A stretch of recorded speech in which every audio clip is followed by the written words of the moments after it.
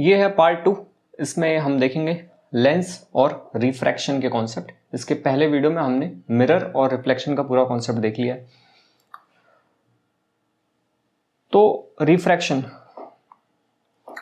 जैसा कि हमें पता है कि light travels in a straight line, तो क्या जब वो एक मीडियम से दूसरे मीडियम में ट्रैवल करेगी तो क्या ये वैसे ही ट्रैवल करती जाएगी जैसे पहले कर रही थी, या मीडियम चेंज होने से कुछ चेंजेस होंगे? तो जैसे ही जो हमारी लाइट रे है एक मीडियम से दूसरे मीडियम में जाती है तो उसकी कुछ स्पीड में चेंज आता है, change in speed of light, और इसी की वजह से वो थोड़ा सा या तो बेंड होती है या तो इधर बेंड होती है, और this phenomena is known as refraction. तो हम देखते हैं इसमें क्या क्या कॉन्सेप्ट है। तो पहली चीज जो हम समझ गए कि refraction is due to change in speed of light. ये क्यों हो रहा है? जैसे ही हमारा मीडियम चेंज हो रहा है तो वहां पे हमारी क्या चीज चेंज हो रही है? स्पीड ऑफ लाइट, जिसकी वजह से हमें रिफ्रैक्शन देखने को मिलता है। अब मान लेते हैं जैसे कि ये मीडियम 1 है, ये मीडियम 2 है। मीडियम 1 हमने एयर लिया हुआ है, मीडियम 2 हमने ग्लास लिया हुआ है। तो हम ऐसा पाएंगे अक्सर कि जब भी मीडियम ले रहे हैं तो या तो rarer medium to denser medium जाएगी बॉडी, सॉरी लाइट, या तो डेंस में अभी रह रही होगी रेयर में जाएगी। यही तो हो सकता है ना, दो ही तरीके के मीडियम, एक कोई कंपैरेटिवली एक रेयरर होगा और एक ज़्यादा डेंसर होगा। तो दोनों केस में क्या होता है, देखिए जब भी हमारी रेयरर टू डेंसर जाएगी, ये वाली लाइन कौन सी है? ये वाली है नॉर्मल। हमने हमेशा देखा कि हमेशा सरफेस के जो परपेंडिकुलर होती है उसे हम नॉर्मल कहते हैं। तो रेयरर टू डेंसर जब जाएगी, ये आई हम यहां से लेंगे, ये हमें हमेशा पता है। इंसिडेंस और रिफ्रैक्शन हमेशा नॉर्मल से ही लेते हैं। तो अब ये रे देखो ऐसे जानी चाहिए थी रूल के मुताबिक, लेकिन हल्का सा ये बेंड होगी, मीडियम चेंज हुआ है यानी स्पीड इसकी अब बदल चुकी है। तो या तो ये ऐसे जाएगी या तो ये ऐसे जाएगी। तो हमें कैसे पता कौन सी सही है, कैसे जाएगी? तो जो रेयरर टू डेंसर है उसमें रे टुवर्ड्स द नॉर्मल जाती है, नॉर्मल की तरफ जा रही है। आर कौन सा लेंगे? हमेशा हम नॉर्मल से ही लेंगे, यानी ये हमारा केस हुआ रेयरर टू डेंसर। अगर हम यही डेंसर टू रेयरर करें तो अवे फ्रॉम द नॉर्मल जाएगी, यानी कि ये यहाँ पे हमारी रे जा रही है, यहाँ हमने नॉर्मल बनाया, ये ऐसे जाना चाहिए था इसको, लेकिन अब ये नॉर्मल से अवे जा रही है, नॉर्मल की तरफ नहीं जाएगी तो और अवे हो जाएगी, यानी कि ऐसे जाएगी। अब हम आर क्या लेंगे? आई हमेशा हम नॉर्मल से लेते हैं और आर भी, तो यानी कि ये हमारा क्या हो गया? आर। तो ये कुछ कॉन्सेप्ट जो हमें ध्यान रखना है रिफ्रैक्शन में। तो अब अगर हम ये देखें, ये देखिए इसमें यही चीज है, ये रे जा रही थी, अब इसको जाना कुछ, इसका जो ओरिजिनल पाथ है वो कुछ ऐसा रहा होगा, लेकिन ये हल्का सा टुवर्ड्स द नॉर्मल हो गई। टुवर्ड्स द नॉर्मल क्यों हो गई? क्योंकि यहाँ मीडियम रेयर है और दूसरा मीडियम डेंसर है। Rarer to denser towards the normal, normal की तरफ और चली गई। और ये आर हमेशा कहाँ से कैलकुलेट करेंगे आप? हमेशा नॉर्मल से कैलकुलेट करेंगे। यही अगर मान लेते हैं ग्लास से फिर एयर में जाएगी, मान लेते हैं यही कुछ देर। अब देखो हमने इन दोनों मीडियम को चूज किया, अब ये वाली जो रे जा रही है अंदर से, रेड पेन ले लूं क्या?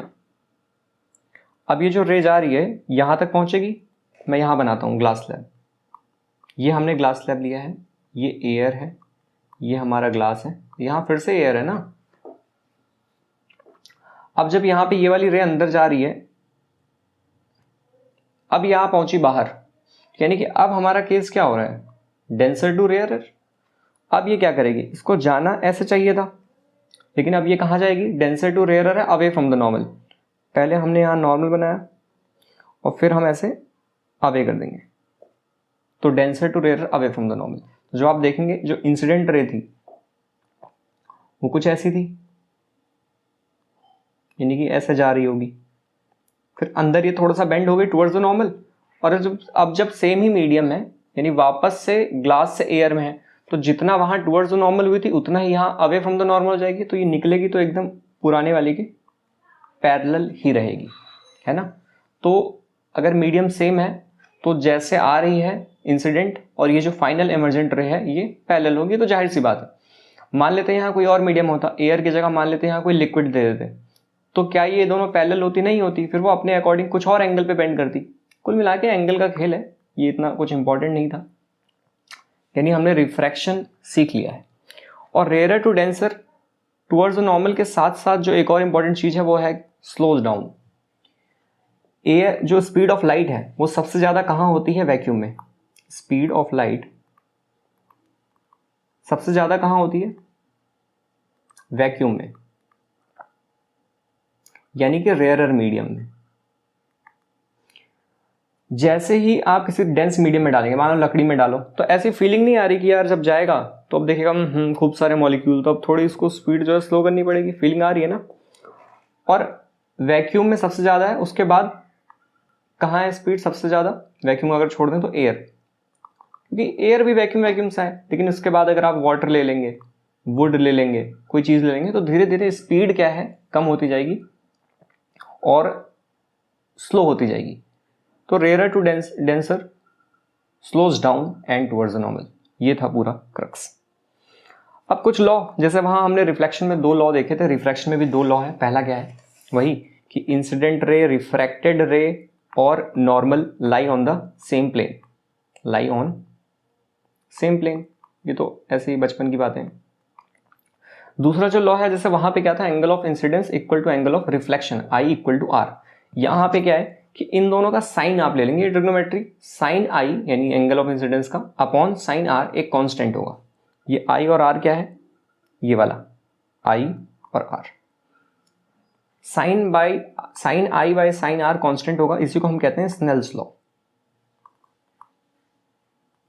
ये कांस्टेंट है क्या? ये कांस्टेंट है रिफ्रैक्टिव इंडेक्स N21। N21 मतलब refractive index of second body with respect to one. इसको कैसे पढ़ते हैं?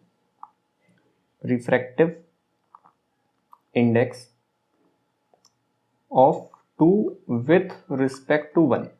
मतलब जैसे अभी हमने 2 मीडियम लिया था, एक 1 मान लेते हैं, एक 2 मान लेते हैं, ऐसे गया। ये हमने यहाँ नॉर्मल बनाया, रेयर टू डेंसर है, मैं इसको रेयर ले रहा हूँ, इसको डेंसर, टूवर्ड्स द नॉर्मल हो गया।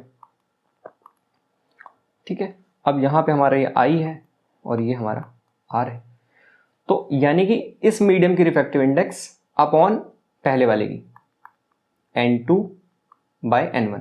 इसको म्यू से भी दिखाते हैं, ऐसे म्यू, आधा माँ और यू, म्यू। ये होता है न्यू, NEEW, न्यू। ठीक है, हम यहाँ म्यू से रिफ्रैक्टिव इंडेक्स को दिखाते हैं। बुक में कई जगह N21 भी लिख देता है। इसका मतलब है N2 अपॉन N1। ठीक है, N2 की रिफ्रैक्टिव इंडेक्स यानी इस वाले बॉडी की अपॉन इस वाले की रिफ्रैक्टिव इंडेक्स, और ये इसके इक्वल होता है V1 अपॉन V2। बहुत ही इंपॉर्टेंट फॉर्मूला। V1 मतलब speed of light in this medium upon speed of light in the second medium, equal to N2 upon N1 मतलब refractive index of the second medium upon refractive index of the first medium. ये हमारा rule बहुत important, और इससे question भी आते हैं। और कई बार क्या होता है, हम क्या कहते हैं कि मान लो पहला मीडियम एयर है, ज्यादातर केस में तो यही होगा, और दूसरा ग्लास है, तो ये हमारा पहला मीडियम हो गया, दूसरा मीडियम हो गया, है ना। तो जो हमारा रिफ्रैक्टिव इंडेक्स है वो क्या होगा?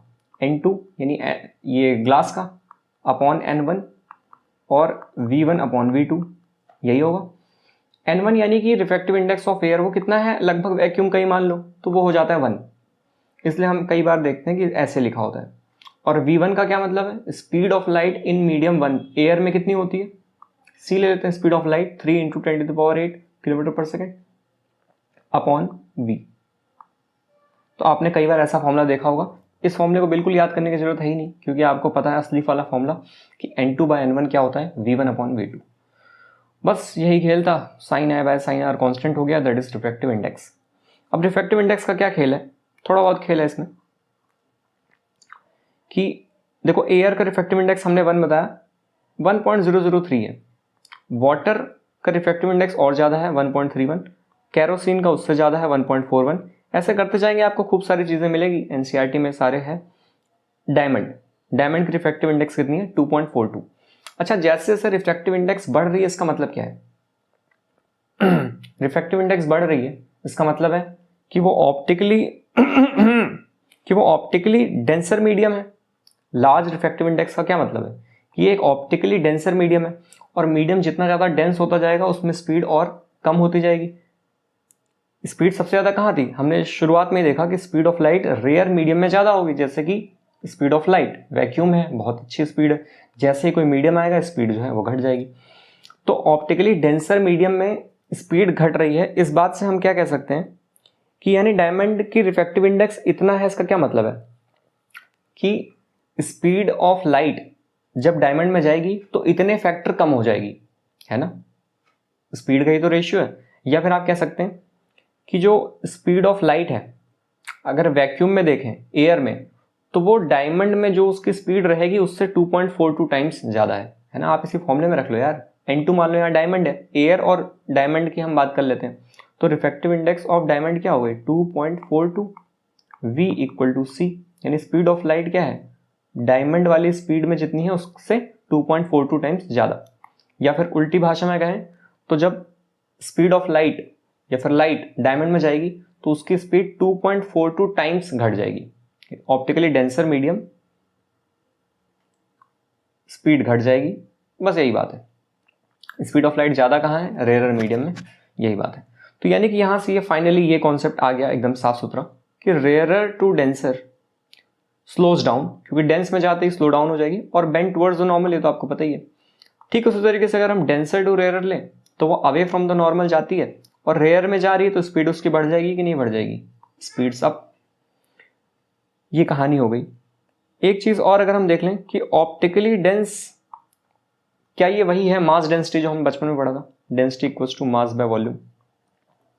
नहीं, ये हम ऑप्टिकली डेंस की बात कर रहे हैं, मतलब हम यहां बात कर रहे हैं कितना ज्यादा उसका डेविएशन कर सकता है, स्पीड में क्या अंतर आ रहा है। ये मास डेंसिटी से बिल्कुल अलग है। मास डेंसिटी क्या होता है, मास अपॉन वॉल्यूम, है ना। यहाँ ऑप्टिकल के टर्म्स में, ऑप्टिक्स के टर्म्स में कितना वो रिफ्रैक्ट करेगा हम ये देख रहे हैं। हो सकता है कि optically dense medium mass density में कम हो, जैसे कि वाटर और एयर का केस लेते हैं। ये सिर्फ कॉन्सेप्ट की बात है, ये इतना इंपॉर्टेंट कॉन्सेप्ट है तो इंपॉर्टेंट ही है, बस समझना है कि देखो ऑप्टिकली डेंस कौन है, केरोसिन। लेकिन असल में अगर हम मास डेंसिटी देखें तो वाटर ज़्यादा डेंस है, केरोसिन इतना डेंस नहीं होता, केरोसिन ऑयल पतला होता है, वाटर की डेंसिटी ज़्यादा है। कौन सी डेंसिटी की बात कर रहा हूँ मैं, मास डेंसिटी की। लेकिन अगर हम यहाँ देख रहे हैं ऑप्टिकली डेंसर कौन है, रिफ्रैक्शन किसका ज़्यादा अच्छा है, स्पीड ऑफ लाइट का खेल कौन बढ़िया खेल ले रहा है, तो केरोसिन ज़्यादा है। तो हो सकता है यूपीएससी आपको कहे इक्वेशन स्टेटमेंट बेस में कि optically dense medium is always have a greater mass density, तो ये बात सरासर गलत है, क्योंकि इससे इनका कोई लेना देना नहीं है। मास डेंसिटी कोई और चीज़ है जो हम पहले पढ़ चुके हैं स्कूल में। अब हम बात करते हैं स्फेरिकल लेंसेज की। जैसे वहां पे हमने मिरर देखा था, यहाँ पे हमें क्या देखना है, लेंस। दो लेंस है, कॉन्वेक्स लेंस या कॉनकेव लेंस। इसी को हम डबल कॉनकेव लेंस या डबल कॉन्वेक्स लेंस भी कह देते हैं, या सिंपली कॉन्वेक्स और कॉनकेव भी कह सकते हैं। कॉन्वेक्स लेंस ऐसा है, अच्छा बनाता हूं थोड़ा ऐसे, और कॉनकेव ऐसा है।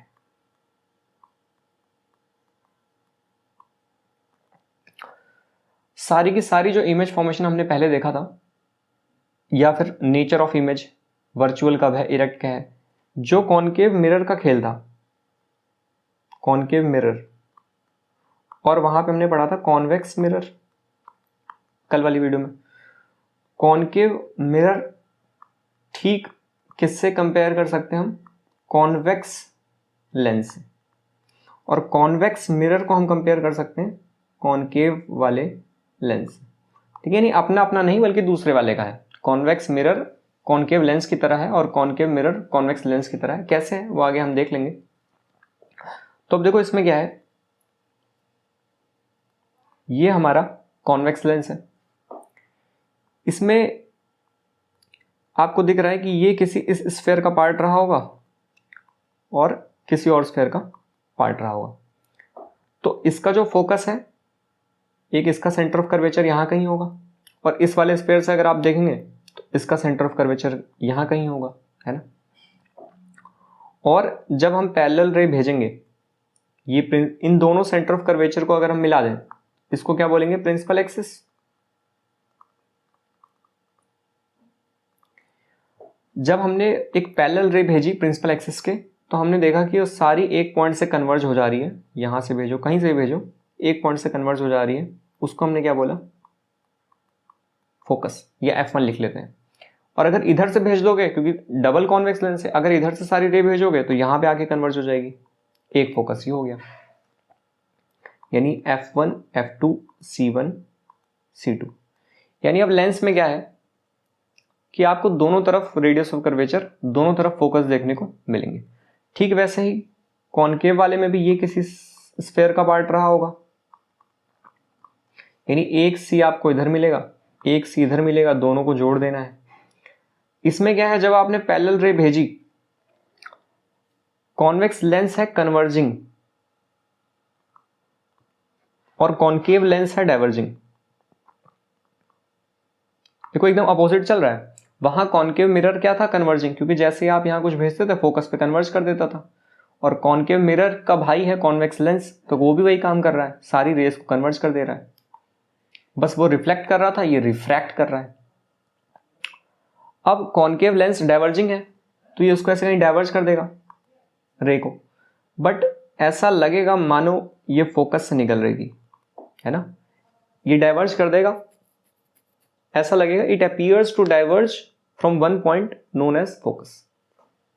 यहां से आप भेजेंगे तो ऐसे डाइवर्ज कर देगा, जो अगर बैक में अगर आप मिलाएंगे तो यहां पे मिलेगा, जिसको हम कहते हैं फोकस। थोड़ा किचड़ पिचड़ हो गया है तो इसको मिटा भी सकते हैं ना, मिटा देते हैं। तो यहां हमने देख लिया क्या, कॉन्वेक्स और कॉनकेव लेंस। अब हम थोड़ा सा नॉमेनक्लेचर देख लेते हैं। ये सेंटर था, ये सेंटर था, यहां पे फोकस था, यहां पे फोकस था, वहां पे इस ये जो लेंस है वहां पे मिरर था, और मिरर के सेंटर पॉइंट को हम कहते थे पोल, लेकिन यहां इसके सेंटर पॉइंट को हम दिखाएंगे ओ से, जिसका मतलब है ऑप्टिकल सेंटर। Optical centre. अब क्या होगा, इसको हम कहेंगे, इसका जो अपर्चर है, इसकी जो लेंथ है, इसको हम क्या कह सकते हैं, अपर्चर। वहां शायद मैं नहीं बताया था अपर्चर। ये वाला है लाइन प्रिंसिपल एक्सिस, फोकस हो ही गया। पोल से, या फिर मैं कहूं ऑप्टिकल सेंटर कहना ज्यादा ठीक होगा, फोकस तक की डिस्टेंस को हम क्या कहेंगे, फोकल लेंथ। और सेंटर ऑफ कर्वेचर तक की डिस्टेंस को हम क्या कहेंगे, radius of curvature. Simply r equal to 2f, same बात है, ये f है। ठीक यही चीज उधर भी हो जाएगी, r और f। इतनी बात हो गई। अब क्या करते हैं हम, अब हम देखते हैं इनके वही 4 रूल्स जो पहले हमने देखा हुआ था। पहला, कोई रे प्रिंसिपल एक्सिस के पैरेलल जाएगी तो फोकस से हो जाएगी। दूसरा, अगर कोई फोकस से जाएगी तो प्रिंसिपल एक्सिस के पैरेलल हो जाएगी। तीसरा, अगर वो ऑप्टिकल सेंटर से जाएगी तो ठीक वैसे ही निकल जाएगी, मानो कुछ हुआ ही नहीं, जैसे कुछ था ही नहीं, कोई बेंड नहीं होगा। ये 3 रूल्स हैं इसमें। यहाँ पे फोकस है, कई बार बुक में फोकी लिखा हुआ है, फोकी मतलब 2, प्लूरल हो गया। फोकस का प्लूरल क्या हुआ, फोकी। जैसे डेटा हम कहते हैं, डेटा असल में प्लूरल है किसका, डेटम का। ऐसे जब हम एलिप्स पढ़े थे तो एलिप्स में भी 2 फोकस था, तो ये सारी चीजें आई लग जाती हैं उसमें। लोकस, लोकस का हो जाता है लोकी, लोकी वो उसका भाई थॉर का। ये चीजें हो गई, तो इसमें 2 फोकस है, कुछ करना नहीं है। ये 3 रूल हो गए हैं। अब हम देखते हैं इमेज फॉर्मेशन। रियल और इमेजिनरी का क्या सीन है इसमें, कि देखो पिछली बार भी हमने देखा था, जैसे ये मिरर था, अगर रे एक्चुअली मीट कर रही थी तो कैसा बनता था, रियल। लेकिन अगर जैसे आखिरी वाले केस में क्या था, आखिरी वाले केस में क्या हुआ था कि ray appears to meet on back of the screen. सामने तो ऐसा कुछ सीन हो गया था, ऐसा कि ये दोनों तो कभी मिलेंगे ही नहीं, जुदा हो गए थे, तो जब ये मिलेंगे नहीं तो रियल इमेज बनेगी नहीं। लेकिन पीछे क्या हुआ था, ये पीछे वाले डॉट शेड से हम दिखाते हैं, तो इसका मतलब था कि वर्चुअल इमेज बनेगी। अगर असली में नहीं मीट कर रही है but it appears to meet on back of the screen, then the image formed will be a virtual. सेम यही चीज यहां देखते हैं। तो इसमें क्या होगा कि सारी की सारी इमेज आप देखेंगे इस तरफ बनेगी, है ना, क्योंकि रे रिफ्रैक्ट कर रही है और एक्चुअली मीट कर रही है, तो रे एक्चुअली मीट करेगी इस साइड, तो सारी इमेज कैसे बनेगी, रियल। जब हम कॉनकेव की बात करेंगे तो इसमें तो ये डाइवर्ज कर दे रहा है, जब डाइवर्ज कर दे रहा है तो यहां तो मिलेंगे ही नहीं। Appears to meet somewhere back side, तो इधर जो इमेज मिलेगी वो कौन सी होगी, वर्चुअल। तो आइए अब हम देखते हैं इमेज फॉर्मेशन।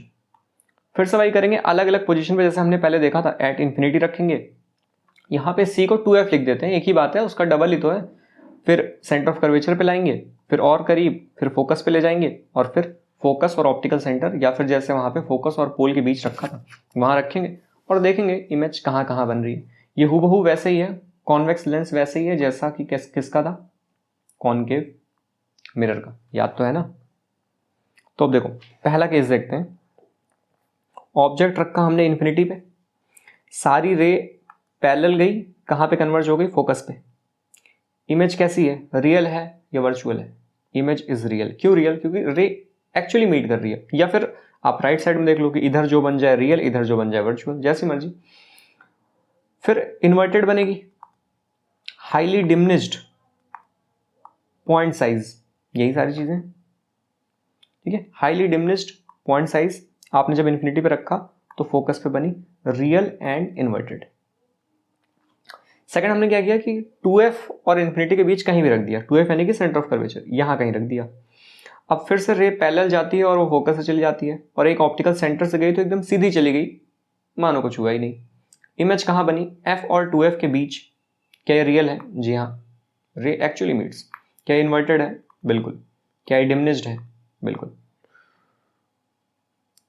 बिटवीन f और 2f के बीच बन गई, डिमिनिश्ड है, रियल और इन्वर्टेड है। फिर से वही बात, फिर से वही शेर कि जैसे जैसे इसके पास आता है इमेज जो है वो और दूर जा रही है। कौन सा शेर था, कल बताया था कि बहुत करीब आते जा रहे हो, बिछड़ने का इरादा कर लिया क्या। ठीक है, अब हम ऑब्जेक्ट को और पास ले आएंगे, 2f पे लाके खड़ा कर देंगे। 2f यानी कि सेंटर ऑफ कर्वेचर, और याद है क्या हुआ था, सेम साइज की बनी थी, रियल है, इन्वर्टेड है और सेम साइज है। इसके बाद क्या होगा, अब धीरे धीरे एनलार्ज होने लगेगी। आप C और F के बीच ले गए तो वो इमेज और खिसक गई, बियॉन्ड C चली गई, है ना। पैरेलल गई, फोकस से आ गई, ऑप्टिकल सेंटर से गई, यहां बन गई, रियल है, इन्वर्टेड है और एनलार्ज्ड है। फिर आपने फोकस पे रखा, जब फोकस पे रखा पैरेलल गई, फोकस से एक ऑप्टिकल सेंटर पे गई, इन्फिनिटी पे मिलेगी, हाईली एनलार्ज्ड। उसके बाद हमने क्या किया, फोकस और ऑब्जेक्ट के बीच में ला दिया, ठीक वैसे ही जैसे हमने वहां कॉनकेव मिरर के केस में किया था। रे ऑप्टिकल सेंटर से गई, चली गई, पैरेलल गई, फोकस से हो गई, ये तो कभी मिल ही नहीं रहे। फिर से parallel lines are better than intersecting lines. फिर पीछे ये मीट कर रही है, एक्चुअल रे तो नहीं मीट कर रही, it appears to meet somewhere there, इस साइड, तो ये कैसी हो गई, वर्चुअल। क्या ये इन्वर्टेड है, नहीं, ये इरेक्टेड है, सीधा खड़ा है और एनलार्ज्ड। यही चीज में देखते हैं, ये देखो एट 2f वाले पे गोला लगा लो, एट 2f पे एट 2f बनता है, सेम साइज है, रियल इन्वर्टेड। फिर जैसे ही f और 2f के बीच है तो ये बियॉन्ड खिसक गया, है ना, जैसे जैसे आप पास लाएंगे इमेज और दूर चली जाएगी, एनलार्ज हो गया। फोकस वाली इन्फिनिटी पे बन गई, रियल और इन्वर्टेड। और आखिरी केस f और ऑप्टिकल सेंटर के बीच रखा तो on the same side of the lens as the object, वही बात है, या फिर लेफ्ट हैंड साइड लिख देना, लेफ्ट हैंड साइड नहीं लिखना, जो उसने कहा वही ठीक है कि इस साइड बनेगी, और एनलार्ज्ड होगी, वर्चुअल और इरेक्ट बनेगी। कॉनकेव लेंस में हम क्या कर सकते हैं, पहला यही कि इन्फिनिटी पे रख दो, इन्फिनिटी पे आपने रखा, पैरेलल गई, it appears to diverge from focus, ऐसे डाइवर्ज हो गई और पीछे कहीं फोकस में मिल गई। इट अपीयर्स टू मीट, इसलिए इमेज कौन सी है, वर्चुअल या रियल, वर्चुअल, तो वर्चुअल है और इरेक्ट है। हाईली डिमिनिश्ड, इन्फिनिटी पे रखा, फोकस बनी। अब हम क्या कर सकते हैं, ये 2f कुछ मत मानो, अब हम कहीं भी रख सकते हैं, इस ऑप्टिकल सेंटर और इन्फिनिटी के बीच कहीं भी रख दो, उससे क्या मतलब। तो आपने कहीं भी रखा, पैरेलल गई, ऐसा लग रहा है मानो फोकस से होके जाएगी, और दूसरा ऑप्टिकल सेंटर में भेज दिया, ये दोनों रे कहीं मीट ही नहीं करेगी, बैक साइड कहीं मीट कर रही है, कहाँ मीट कर रही है, ये फोकस और ऑप्टिकल सेंटर के बीच में, जैसे पिछली बार देखा था। डिमिनिश्ड है, वर्चुअल और इरेक्ट है। वर्चुअल क्यों है, क्योंकि रे मीट नहीं की, या फिर आप ऐसा मान लो लेफ्ट हैंड साइड बनी है। क्या ये ठीक वैसा नहीं है जैसा हमने कॉन्वेक्स लेंस के केस में देखा था, ये ठीक वैसा ही है, तो यहां हमने देख लिया। तो मान लो एक क्वेश्चन है कि मेले में एक लेंस मिला है, अपना नाम नहीं बता रहा है, लेकिन कह रहा है कि सिर्फ और सिर्फ वर्चुअल और इरेक्ट इमेज ही बना पाता हूँ। ये कौन सा है? ये कॉन्वेक्स लेंस है। कंफ्यूज हो गए ना? कॉन्वेक्स मिरर होता, यहाँ पे क्या है? Concave lens. ये वाला कॉन्वेक्स है। ये तो बढ़िया आदमी है, 5 केस में रियल दे रहा था, 1 केस में वर्चुअल दे रहा है। ये कॉनकेव है लेंस, ये क्या है? ये सिर्फ और सिर्फ वर्चुअल देता है। अभी तो हमने देखा, सामने तो स्लाइड है। अच्छा, यहाँ दिख नहीं रहा होगा, यहाँ मेरा चेहरा आ रहा होगा। ठीक है, आप समझ तो गए ना? बस ठीक है, सब सही है। अब हम देखते हैं लेंस फॉर्मूला और मैग्निफिकेशन। जो हम वो करते हैं इस फॉर्मूले में, जब वैल्यू पुट करते हैं तो हमने सबसे पहले देखा था साइन कन्वेंशन। साइन कन्वेंशन कुछ नहीं है, जैसे पिछली बार भी वीडियो हमने देखा था, सिर्फ ये जो ऑप्टिकल सेंटर है इसी को मान लो ओरिजिन। तो कुछ भी इधर लेना पॉजिटिव, कुछ भी इधर लोगे तो नेगेटिव, है ना? एक्स एक्सिस ऊपर की ओर लोगे तो पॉजिटिव, नीचे की ओर लोगे तो नेगेटिव। सेम वही है कोऑर्डिनेट वाला, प्लस है ये प्लस है, ये माइनस ये माइनस। साइन कन्वेंशन का ध्यान रखना है when you are solving the numericals. लेकिन अगर आपकी बेसिक्स इतनी स्ट्रांग है, अगर आपने इतने इमेज फॉर्मेशन का सब कुछ समझा हुआ है, तो इसकी जरूरत ही नहीं पड़ती in this exam. Board exam में पढ़ती थी, जेई नीट में पढ़ती होगी। मिरर फॉर्मूले में क्या था? 1/v plus 1/u equal to 1/f। यहाँ पे क्या है? 1/v minus 1/u equal to 1/f। v क्या है? फिर से वही इमेज की डिस्टेंस, और u क्या है? ऑब्जेक्ट की डिस्टेंस। मैग्निफिकेशन क्या है? देखिए यहाँ पे, वहां पे भी वही था, h2/h1 यानी height of image upon height of object. यहां पे प्लस v/u है, वहां पे क्या होता था? Minus v/u। आपको जब भी इस फॉर्मूले में रखना है हमेशा साइन लेके ही रखना है। फिर से वही चीज, m अगर नेगेटिव होगा तो वो रियल होगा, मैग्निफिकेशन अगर आपका पॉजिटिव आता है तो वो वर्चुअल होगा। कैसे होगा आप चाहे तो रख के भी देख सकते हैं। मान लेते हैं कॉन्वेक्स है, इमेज आपकी रियल बनी यानी इधर बनी, यानी आपका v पॉजिटिव हो गया। रियल का केस लेते हैं, रियल का केस ले रहे हैं, v आपका पॉजिटिव हो जाएगा क्योंकि इस साइड बनेगा, u ऑलवेज नेगेटिव रहेगा। और कॉन्वेक्स हम ले रहे हैं, इसमें f क्या होता है? f इधर है हमेशा पॉजिटिव। अब इसमें डालो v/u एज इट इज, तो m क्या आ जाएगा हमारा? v क्या है? प्लस v है, और u क्या है? Minus u। आंसर आ जाएगा माइनस में। माइनस में एस का मतलब इमेज क्या है हमारा? रियल है। ठीक है, तो वो हमेशा सेम है दोनों केस के लिए, मिरर और लेंस के लिए। खाली मिरर फॉर्मूला और लेंस फॉर्मूला में अंतर है। 1/v minus 1/u equal to 1/f, ये है लेंस फॉर्मूला, और अगर प्लस कर देंगे तो वो मिरर फॉर्मूला हो जाएगा। पावर ऑफ अ लेंस की बात करें तो लेंस की पावर का क्या मतलब है? It is a reciprocal of the focal length of the lens. तो बताओ ज्यादा पावर किसकी होगी? ज्यादा बढ़िया लेंस कौन सा होगा? जिसकी पावर ज्यादा हो, इसका मतलब यानी कि क्या कम हो? Focal length. तो फोकल लेंथ जितना कम होगा, शॉर्ट, मोर पावर। ज्यादा पावरफुल है इसका मतलब ज्यादा डाइवर्ज कर लेगा, मोर डाइवर्जिंग। या फिर अगर कन्वर्जिंग लेंस होगा तो ज्यादा कन्वर्ज कर लेगा, है ना? फोकल लेंथ जितना छोटा होगा उसका जो पावर है वो उतना ही ज्यादा होगा। पावर ज्यादा यानी कि अगर कन्वर्जिंग लेंस है, कॉन्वेक्स है, तो ज्यादा कन्वर्ज कर देगा, और अगर डाइवर्जिंग है तो ज्यादा डाइवर्ज कर देगा। यानी शॉर्ट फोकल लेंथ वाली चीजें बढ़िया होंगी। देखो, कॉन्वेक्स लेंस का पावर हमेशा पॉजिटिव होगा और कॉन्केव लेंस का माइनस होगा। पावर का मतलब वही जो फोकल लेंथ की यूनिट होगी वही पावर की हो जाएगी। अगर f प्लस में होगा तो p प्लस में हो जाएगा, f अगर माइनस में होगा तो p माइनस में हो जाएगा। p is a power. तो कॉन्वेक्स के केस में क्या होता है? कॉन्वेक्स के केस में फोकस किधर है? इस साइड, f पॉजिटिव होता है इनका, इसलिए इनकी पावर पॉजिटिव हो गई। जो कॉनकेव लेंस है उसमें क्या था? ऐसे था, यहां तो दिख रहा होगा, यहां पे आके मीट कर रही है, इनकी फोकस नेगेटिव है तो इनका पावर भी नेगेटिव हो जाएगा।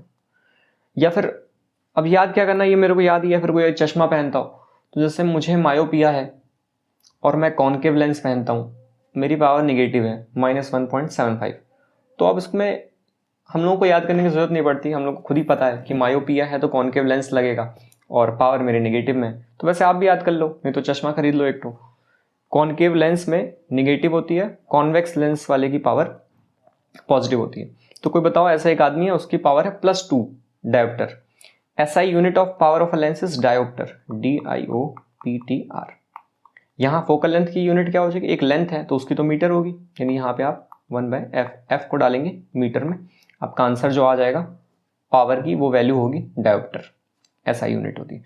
+2 डायोप्टर बताओ कौन सा लेंस है, पावर पॉजिटिव है, यानी कि इसका मतलब ये कौन वेक्स लेंस है। और -2.5 डायोप्टर है, इसका मतलब ये कौन केव लेंस है। ये आपको पढ़ना आना चाहिए, और जो चश्मे वाले हैं उन्हें तो याद ही होगा। पावर देखो ऐड हो जाती है जब आप चश्मा लगवाने जाएंगे, अगर आप नहीं गए तो बहुत अच्छी बात है।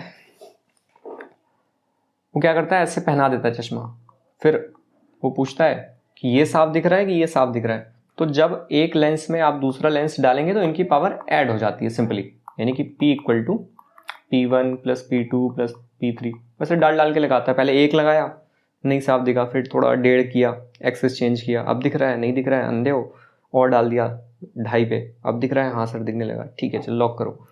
तो पावर जो है वो ऐड हो जाती है। और अगर मैग्निफिकेशन का है तो मल्टीप्लाई होती है। तभी तो जो हमारा वो है टेलीस्कोप वगैरह, टेलीस्कोप में 2 आते हैं वैसे तो, एक एस्ट्रोनॉमिकल और एक टेरेस्ट्रियल। तो इसमें हम क्या करते हैं, अलग अलग इतनी बड़ी चीज़ें देखनी है, अभी जुपिटर और किसका सैटर्न मान लो देखना है हमें दूर से, इतनी दूर की चीज़ें, तो हमें तो बहुत ही हाई मैग्नीफाइंग ग्लास चाहिए। तो उसके लिए हम क्या करते हैं, और लेंस को लगाते हैं और मैग्नीफिकेशन में मल्टीप्लाई हो जाती है। अब मैंने दोनों बता दिया, कंफ्यूज नहीं होना, इसलिए एक ही छोड़ रखते हैं कि पावर जो है वो ऐड हो जाती है। मान लो 2.5 है और एक 1.5 है तो वो ऐड हो जाएगी सिंपली, जैसे अलजेब्रा है, ऐड कर सकते हैं। अब कुछ PYQs हम देख लेते हैं। PYQs में लाया हूँ और ये स्क्रीनशॉट वहीं से लिया हूँ वेबसाइट की, क्वेश्चन पेपर से, स्निपिंग टूल से, ताकि सेम फील आए क्वेश्चन लगाने में। पहला क्वेश्चन देखते हैं CDS 2 2016 का। Light travels in a straight line, sorry बात तो सही है, light travels in a straight line, sorry the statement does hold if the medium of the travel for light is, कैसा होना चाहिए, स्ट्रेट लाइन में ट्रेवल कब करेगी, वेरिएबल रिफ्रैक्टिव इंडेक्स, नहीं भाई क्यों, तो सब बदल जाएगी ना, स्ट्रेट लाइन में कैसे आएगी, मेड ऑफ स्लैब्स और डिफरेंट रिफ्रैक्टिव इंडेक्स, नहीं क्या बात कर रहे हो, इनहोमोजेनस, नहीं, जब पार्टिकल होंगी तो मजा नहीं आएगा ना, होमोजेनस और ट्रांसपेरेंट, लाइट स्ट्रेट लाइन में ट्रेवल करेगी जब एकदम होमोजेनस हो और ट्रांसपेरेंट हो, वरना तो बहुत ज्यादा रिफ्रैक्शन आने लगेगा। CDS 1 2020, फिर अब कुछ लेटेस्ट क्वेश्चन कर लेते हैं अभी 2-3 साल के। Which one of the following is not true about the image formed by a plane mirror, हम पहले पढ़ चुके हैं। जब भी नॉट वाले क्वेश्चन आए, अब तो UPSC बोल्ड करके देने लगा है, लेकिन आपको सबसे पहले क्वेश्चन में क्या करना है, ऐसे गोला करना है कि नॉट पूछा है। प्लेन मिरर की बात हो रही है, हमने प्लेन मिरर की कैरेक्टरिस्टिक्स पहले ही देखा है। It is of the same size of the subject, yes. It is literally inverted, yes. It is a real image, no. It is a virtual image. We have discussed कि image back side of the screen बनती है, इसलिए ये एक virtual image है। It is formed as far behind the mirror as the object is in front, हाँ दोनों की दूरियां बराबर रहेंगी, C is the answer. In a periscope the 2 plane mirrors are kept, periscope आपको पता होगा, ऐसे करके हम बचपन में बनाया भी था हम लोगों ने। इसमें क्या करते हैं, यहाँ पे 2 प्लेन मिरर रखते हैं, एक यहाँ पे एक यहाँ पे, ऐसे। तो ये पूछ रहा है इन दोनों के बीच क्या एंगल है, ये तो पैरेलल है ना, parallel to each other. 45 degree पे ऐसे रखते हैं, ये एंगल बनेगा 45 पे, ये 45 पे, ये 90 एंगल है। लेकिन इन दोनों मिरर कैसे हैं, तो ये तो पैरेलल ही है ना। पेरिस्कोप यहां से आप देखोगे तो क्या है कि यहां कोई आदमी खड़ा है,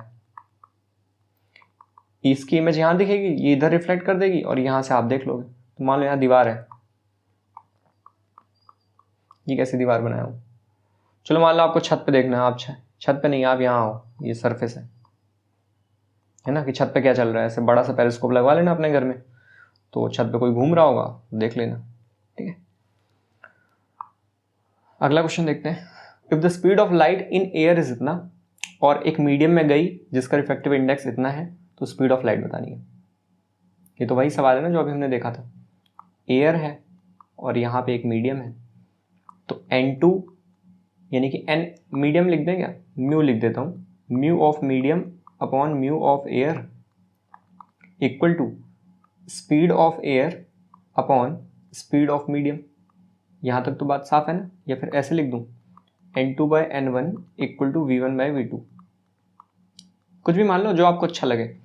मैं वैसे ये याद करता हूँ, ये मैंने अभी दिखा दिया आप लोगों को, तो यही रखते हैं। N2 यानी कि मीडियम, मीडियम की रिफ्रैक्टिव इंडेक्स आपको दे रखा है 3/2,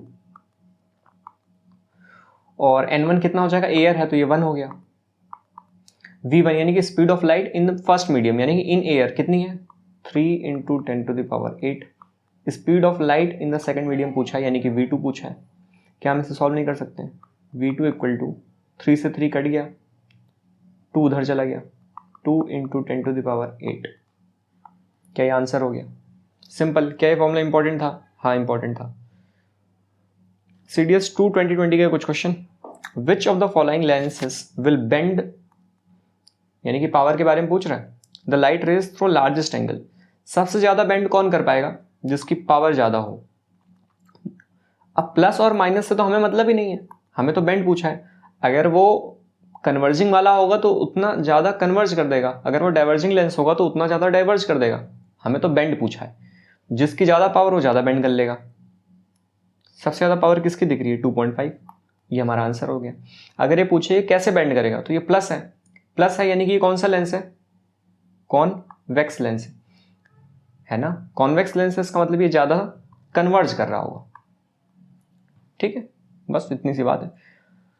the luminous object is placed at a distance of 40 centimetre from a converging lens. Converging lens, converging lens का क्या मतलब है?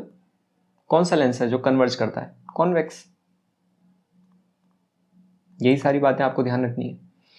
ऑफ फोकल लेंथ इतना, the image obtained in the screen is, a luminous object is placed at a distance इतने metre from converging lens. अब देखो ये तो न्यूमेरिकल लगाने की जरूरत ही नहीं है, ऐसे भी आप कर सकते हैं। ये रहा हमारा कन्वर्जिंग लेंस यानी ये कॉन्वेक्स। फोकल लेंथ है 25, ये f है, यानी कि ये पूरा 25, यहां पे हमारा c रहा होगा, ये पूरा 50। ऑब्जेक्ट रखा कहां है? 40 पे, यानी यहां कहीं रखा है। आपको ये बात पता है ना, जब ऑब्जेक्ट f और 2f के बीच हो तो इमेज कहां बनती है?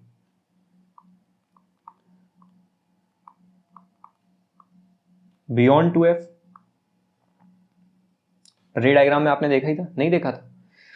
जब बियॉन्ड c था तो f और 2f के बीच बनती थी, यहां पे था तो यहां बनती थी। जब c पे आया तो c पे बनती थी, c और f के बीच आया तो 2f से और पीछे खिसक गई। अब क्या पूछ रहा है? The image obtained in the screen is कैसी है? पहली बात तो ये इन्वर्टेड है, तो इरेक्टेड वाले कट जाएंगे, बचे सिर्फ इन्वर्टेड। अब मैग्नीफाइड है कि स्मॉलर है? देखो c तक सेम साइज था, फिर जैसे ही और आगे बढ़ा एनलार्ज हो गया, तो inverted and magnified, c is the correct answer. बाकी आप v/u भी कर सकते हैं इसमें मैग्निफिकेशन निकालने के लिए। क्वेश्चन नंबर 90, ये जो अभी हमने क्वेश्चन जो किया है इसमें वैल्यू ना देकर के वेरिएबल दे दिया है, c और v का खेल है, बताओ कैसा होगा। If the speed of light in air is represented by c, ठीक है, और मीडियम में उसकी स्पीड है v, refractive index of the medium निकालना है। ठीक है, मीडियम की रिफ्रैक्टिव इंडेक्स मान लेते हैं n2 और एयर है n1, यानी इसमें v2, यही है बेसिक फॉर्मूला। अब अकॉर्डिंग टू क्वेश्चन क्या है, रिफ्रैक्टिव इंडेक्स ऑफ मीडियम निकालना है तो n2 ले लेता हूँ, और एयर की 1 हो गई। मीडियम में निकालना है, अच्छा मीडियम में v है सिर्फ, और एयर में क्या है? c। n2 equal to v/c is the correct answer.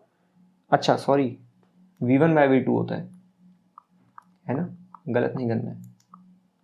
तो v1 यानी एयर में क्या है? c, और v2 यानी मीडियम में क्या है? v, जो क्वेश्चन में गिवन है। n2 क्या हो गया हमारा? c/v is the correct answer. अब कुछ लोग सिर्फ इतना ही याद करते हैं, जैसे बुक में भी एक केस बना के दिया हुआ है n = c/v, वो बिना प्रैक्टिस के दिख ही जाएगा कि असल में यहाँ 1 है ना, क्योंकि एयर की बात है, और यहाँ पे एयर की वेलोसिटी है यानी कि c। Which of the following combination of source and screen would produce a sharpest shadow of an opaque object? ये वैसे तो डिफ्रैक्शन है, लेकिन इन्होंने थोड़ा सेंटेंस के फॉर्म में सिंपल लैंग्वेज में पूछा है, जो हमने मिरर वाले वीडियो में सबसे पहले देखा था कि एक पॉइंट सोर्स और एक ओपेक ऑब्जेक्ट लेंगे तो हमें यहाँ पे डिफ्रैक्शन दिखेगा। A point source and opaque screen. ठीक है, सबसे अच्छी इमेज कब दिखेगी? शैडो। अब ट्रांसपेरेंट स्क्रीन देखोगे तो उसमें शैडो कैसे दिखेगी? वो तो चली ही जाएगी। ठीक है, when a light enters into glass medium from water at an angle of incidence 0, what would be the angle of refraction? क्या कह रहा है? A light enters into glass medium from water, यहां पे water है, यहां पे ग्लास है, लाइट ऐसे एंटर की at an angle of incidence कितना? 0 degree. Angle of incidence 0 degree है, इसका क्या मतलब है? हमेशा हम नॉर्मल से लेते हैं, यानी ये एंगल ऑफ इंसिडेंस होता है, ये कितना है? ये तो 0 है, यानी ये रही एंगल ऑफ इंसिडेंस, ऐसे आई थी, इसको मिटा देता हूं, यही एंगल ऑफ इंसिडेंस है 0 डिग्री पे। तो एंगल ऑफ रिफ्रैक्शन क्या होता था? जो नॉर्मल से लेते थे, ठीक है, रे ऐसे जानी थी। अब जब ऐसे आई है, what would be the angle of refraction? ऐसे चली जाएगी, रिफ्रैक्ट तो करेगी ना, ग्लास है, ये तो हो नहीं सकता कि द रे will not enter at all, कोई ओपेक बॉडी तो है नहीं, अगर ओपेक बॉडी होगी तो भी रे तो जाती सीधा सीधा ऐसे आ जाएगी, यानी एंगल ऑफ रिफ्रैक्शन कितना हो जाएगा? 90 होगा या 0? 0, क्योंकि हम आर कहां से लेंगे? हमेशा नॉर्मल से, नॉर्मल भी यही और जा भी ऐसी रही है, तो एंगल ऑफ रिफ्रैक्शन क्या हो गया? 0 degree. 0 is the correct answer. CDS 2 2021, where should an object be placed in front of a convex lens? Mirror के क्वेश्चन ये कम दे रहा है, लेंस के ही देता है ज्यादातर। Where should be an object be placed in front of convex lens to get a real and enlarged image of an object? Convex lens है, अच्छा आदमी है, आपको पता ही है, रियल इमेज तो वो देता ही है 5 केस में, एनलार्ज्ड भी चाहिए। जब आप ट्वाइस द फोकस लेंथ पे रखेंगे तो वो सेम साइज की हो जाएगी, जब इन्फिनिटी पे रखोगे तो इमेज फोकस पे बनेगी और हाईली डिमिनिश्ड बनेगी।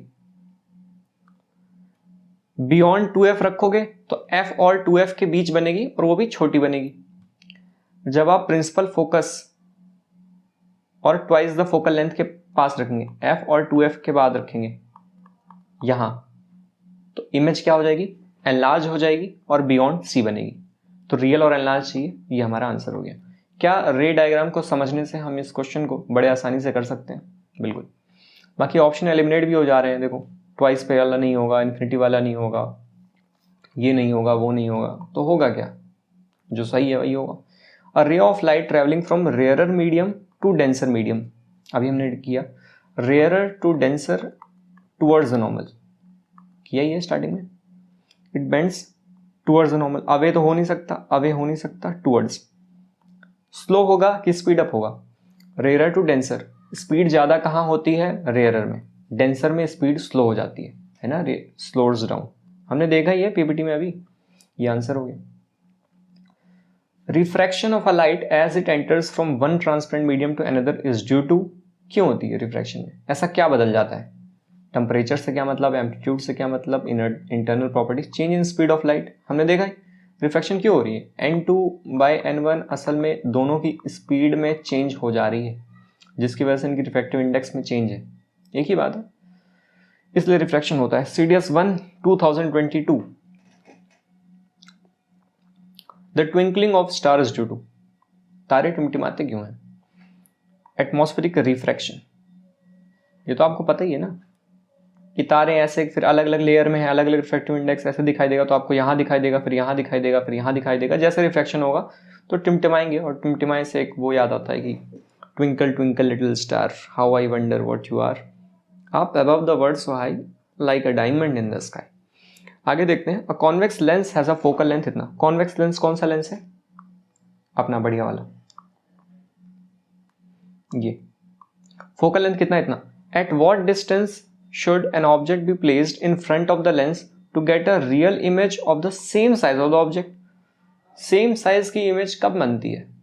जब हमारा ऑब्जेक्ट सेंटर ऑफ कर्वेचर पे यानी कि 2f पे हो। फोकल लेंथ कितना है? 15, ये कितने पे हो जाएगा? 30 पे रखोगे सेम इमेज मिलेगी। If the magnification produced by lens is +2 then the image is, देखो सबसे पहली बात तो मैग्निफिकेशन +2 है। मैग्निफिकेशन में हमने कई बार देखा, अगर नेगेटिव हो तो उसका मतलब है रियल, और मैग्निफिकेशन अगर पॉजिटिव हो उसका मतलब है वर्चुअल, यही तो मतलब है। मैग्निफिकेशन यहाँ पॉजिटिव है, इसका मतलब ये कैसा इमेज है, वर्चुअल। तो रियल तो काट दो, रियल काट दो, रियल काट दो, वर्चुअल और इरेक्ट, वर्चुअल और इरेक्ट, बचे ए और सी। अब स्मॉलर है कि लार्जर है, देखो +2 है, मैग्निफिकेशन 2 टाइम्स है, it is larger than the object.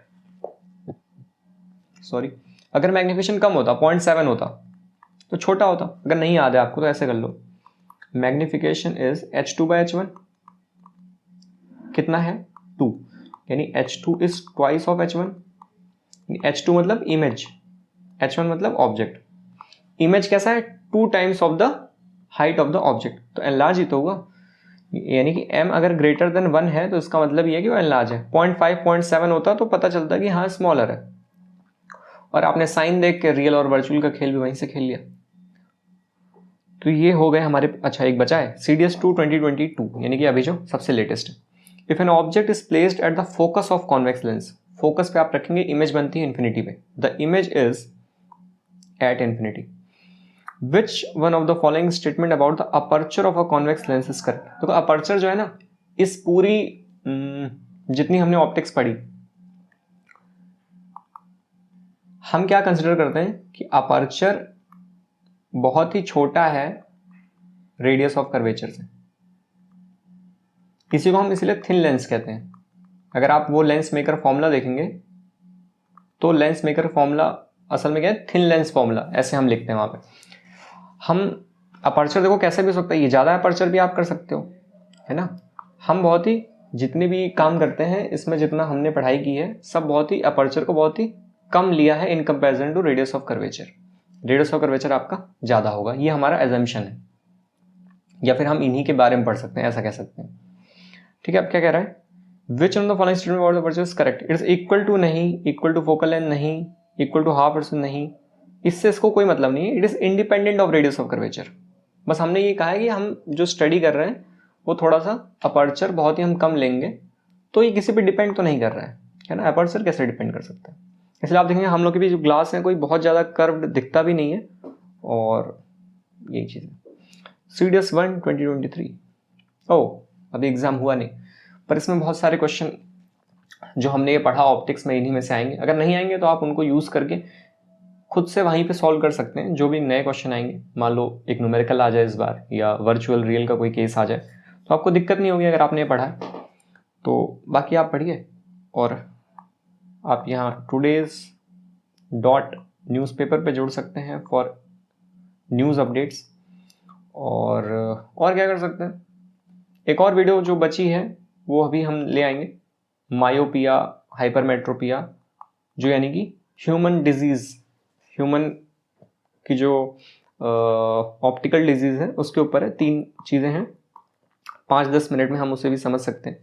तो ये थी पूरी वीडियो ऑप्टिक्स की। I hope you have enjoyed the video. Have a great day, thank you, take care, bye bye.